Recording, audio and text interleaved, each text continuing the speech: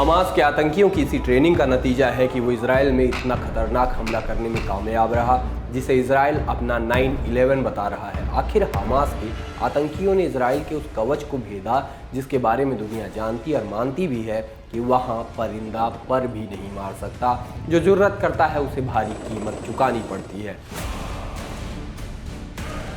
इस ट्रेनिंग और हमले के पैटर्न को देखेंगे तो पता लगेगा कि इजराइल कहाँ चूक गया और हमास अपने आतंकी मंसूबे पूरे कर पाया। सबसे पहले इस हैंग ग्लाइडर को देखिए, ये पैराशूट की तरह होते हैं। हमास के बनाए इस वीडियो में आतंकी मोटर वाले हैंग ग्लाइडर्स से प्रैक्टिस कर रहे हैं। बाकायदा एक दीवार है और उसे पार करके जाना है। हैंग ग्लाइडर्स सीमा पार कर इजराइल में हवा के रास्ते दाखिल होने में मदद तो करेंगे ही, लेकिन उसमें बैठे आतंकियों के हाथ में हथियार इसे और जानलेवा बनाते हैं। हमास के आतंकियों ने इजराइल को कैसे भरम में रखा, ये बात तो बाद में बताएंगे, लेकिन पहले हमले के बारे में जान लीजिए। ट्रेनिंग से हकीकत में आपको ले चलते हैं। गाजा से बस 5 किलोमीटर दूर 7 अक्टूबर को सूरज निकलते ही एक पार्टी चल रही है, लोग नाच रहे हैं। तभी मोबाइल के कैमरे में कुछ पैराग्लाइडर नजर आते हैं। ये वही हैं जिसकी आतंकियों ने बाकायदा ट्रेनिंग की थी। ये पैराग्लाइडर नीचे उतरते हैं, सीमा पार के साथियों को संदेश मिल जाता है। सीमा के उस पार मौजूद कमांडो यूनिट इलेक्ट्रॉनिक और सीमेंट की दीवार को उड़ा देते हैं और वहां से मोटर बाइक से दाखिल होते हैं। कुछ जगहों पर 4 व्हीलर दाखिल हो सकें इसलिए बुलडोजर से जगह को चौड़ा किया जाता है। इन सब से पहले आतंकी रॉकेट से हमला करके इजराइल को चौंकाते हैं, क्योंकि वो एक दो नहीं बल्कि एक बार में 2500 से 3000 रॉकेट दागते हैं और यही वजह थी कि आयरन डोम भी सारे रॉकेट नहीं रोक पाता। इसकी आड़ में ही पैराग्लाइडर इजराइल में दाखिल होते हैं। फिर जो हुआ वो म्यूजिक फेस्टिवल में हुए हमले में नजर आता है। लोगों को बेरहमी से मारा गया, भगदड़ मच गई। अगवा करने का आइडिया भी अचानक नहीं आया था। ट्रेनिंग के दौरान देखिए, हमास के आतंकी एक ठिकाने पर हमला ही नहीं करते बल्कि अगवा करके लोगों को अपने साथ ले जाते हैं।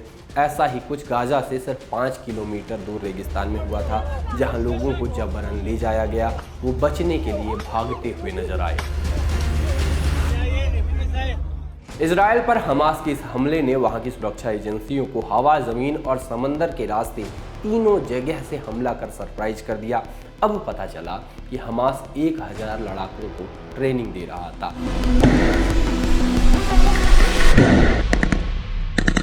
उन्हें भी हमले के दिन से पहले नहीं पता था कि उन्हें आखिर करना क्या है, किस आतंकी मिशन की तैयारी चल रही है, क्योंकि हमास नहीं चाहता था कि इस बारे में कुछ भी जानकारी लीक हो जाए। इस आतंकी हमले की तैयारी कम से कम 2 साल से चल रही थी। हमास ने बड़ी चालाकी से इजराइल को ये यकीन दिलाया कि वो इजराइल के खिलाफ जंग छेड़ने को तैयार नहीं है। इजराइल को भी लगता रहा कि उन्हें बस पैसे चाहिए। वो चाहते हैं कि गाजा के लोगों को नौकरियां मिले और लड़ाई में उनकी कोई दिलचस्पी नहीं है। दूसरी तरफ वेस्ट बैंक में फिलिस्तीनी प्रेसिडेंट महमूद अब्बास और फतह ग्रुप शांत रहने के लिए हमास का मजाक उड़ा रहा था। फतह ने जून 2022 में एक स्टेटमेंट पब्लिश किया जिसमें यह आरोप लगाया गया कि हमास के नेता गाजा के लोगों को गरीबी के पीछे छोड़कर खुद लग्जरी होटलों और विला में रहने के लिए बाहर चले गए। एक तरफ हमास ने यह भरम फैलाए रखा था, दूसरी तरफ आतंकियों की ट्रेनिंग चल रही थी। वेस्ट बैंक में हिंसा के जरिए उसने इजरायली सेना का ध्यान भटकाया ताकि वो साउथ में उतनी तैयार ना रहे। 7 अक्टूबर की सुबह जब हमला हुआ तो भी हमास के आतंकी कमांडो यूनिट ने इजरायली सेना के साउदर्न गाजा हेडक्वार्टर पर हमला किया। कम्युनिकेशन को जाम किया ताकि हमले की खबर को फैलने में कुछ वक्त लगे। वहां तैनात लोग किसी को फ़ोन करके तुरंत इसकी जानकारी न दे पाए। यही वजह है कि हमास इजराइल में घुसकर इतनी बड़ी तबाही मचा पाया।